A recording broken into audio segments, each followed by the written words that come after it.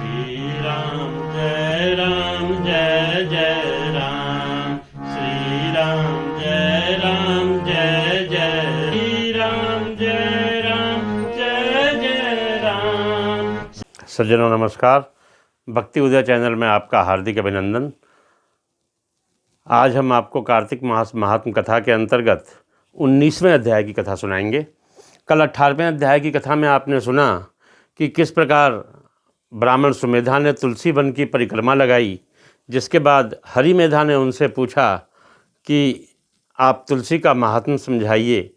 तब सुमेधा बरगद के पेड़ के नीचे लेकर गए और वहाँ दोनों लोग विश्राम करने लगे। अब आज आगे की कथा। आज कथा आरंभ हो इसके पूर्व आपसे आग्रह है कि यदि आप लोग नए हैं, हमारे चैनल पर अभी तक सब्सक्राइब नहीं किया है चैनल को, तो कृपया इसे सब्सक्राइब कर लें और उसके बगल में जो घंटी का निशान है उसको भी दबा दीजिए, ताकि हमारी अगली वीडियो की नोटिफिकेशन आपको समय पर प्राप्त हो सके। साथ ही सज्जनों, अगर वीडियो पसंद आ रही हो तो इसे लाइक और शेयर करते रहें। आइए आज की कथा हम आरंभ करें। एक बार गणेश जी की वंदना।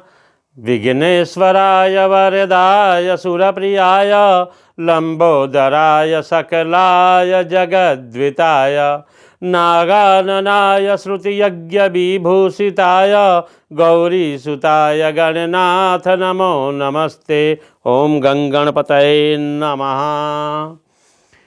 अखंडमंडलाकारं व्याप्तं येन चराचरं तत्पदं दर्शितं येन तस्मै श्रीगुरुवे नमः। सच्चिदानंदरूपाय विश्वोत्पत्त्यादि हेतवे तापत्रय विनाशाय श्रीकृष्णाय वयं नुमः। बोलिए वासुदेव भगवान श्री कृष्ण की जय। तो दोस्तों, बरगद के पेड़ के नीचे सुमेधा और हरिमेधा ने विश्राम किया। उसके बाद ब्राह्मण सुमेधा कहते हैं, हे विप्रवर, पूर्व काल में दुर्वासा ऋषि के श्राप से जब इंद्र का ऐश्वर्य छिन गया था, उस समय ब्रह्मा आदि देवताओं और असुरों ने मिलकर क्षीर सागर का मंथन किया। उससे ऐरावत हाथी, कल्पवृक्ष, चंद्रमा, लक्ष्मी, उच्चश्रवा घोड़ा, कौस्तुभ मणि, धन्वंतरी, भगवान श्रीहरि और दिव्य औषधियाँ प्रकट हुई। तदंतर अजरता और अमरता प्रदान करने वाले उस अमृत को दोनों हाथ में लिए हुए श्री विष्णु बड़े हर्ष को प्राप्त हुए। भगवान के नेत्रों से आनंद अश्रु की कुछ बूंद उस अमृत के ऊपर गिरी। उनसे तत्काल ही मंडलाकार तुलसी उत्पन्न हुई। इस प्रकार वहाँ प्रकट हुई लक्ष्मी तथा तुलसी को ब्रह्मा आदि देवताओं ने श्री हरि की सेवा में समर्पित कर दिया और भगवान श्री हरि ने उनको ग्रहण भी कर लिया। तब से तुलसी जी जगदीश्वर श्री विष्णु की अत्यंत प्रिय हो गईं। संपूर्ण देवता भगवत प्रिया तुलसी की श्री विष्णु के समान ही पूजा करते हैं। भगवान नारायण संसार के रक्षक हैं और तुलसी उनकी प्रियतमा हैं। इसीलिए मैंने तुलसी वन को प्रणाम किया है। सुमेधा इस प्रकार अभी कह ही रहे थे कि सूर्य के समान अत्यंत तेजस्वी एक विशाल विमान उनके निकट दिखाई दिया।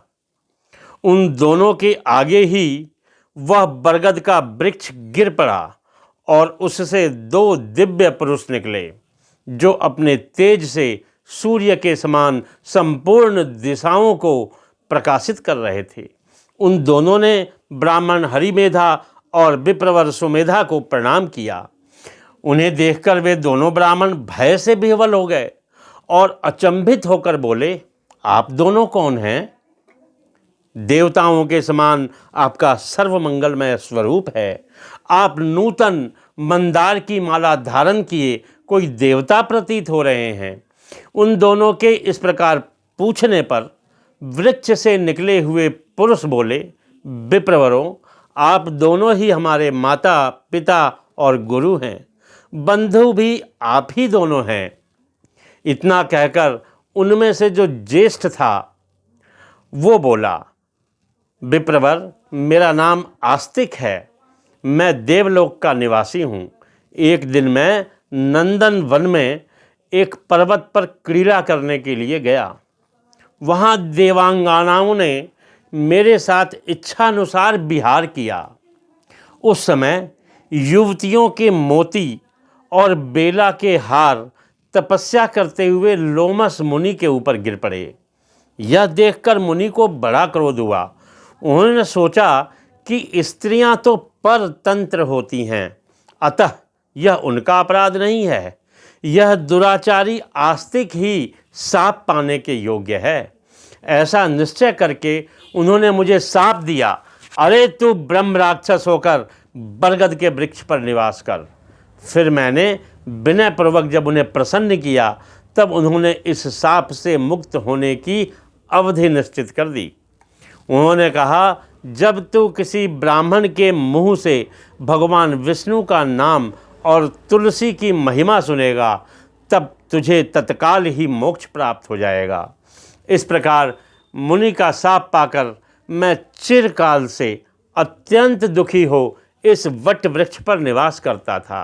आज दैववश आप दोनों के दर्शन से मुझे निश्चय ही ब्राह्मण के श्राप से छुटकारा मिल गया। अब मेरे इस दूसरे साथी की कथा सुनिए। ये पहले एक श्रेष्ठ मुनि थे और सदा गुरु की सेवा में लगे रहते थे। एक समय गुरु की आज्ञा उल्लंघन करके ये ब्रह्म राक्षस भाव को प्राप्त हो गए, किंतु आपके प्रसाद से इस समय इनकी भी ब्राह्मण के शाप से मुक्ति हो गई। आप दोनों ने तीर्थ यात्रा का फल तो यहीं साध लिया।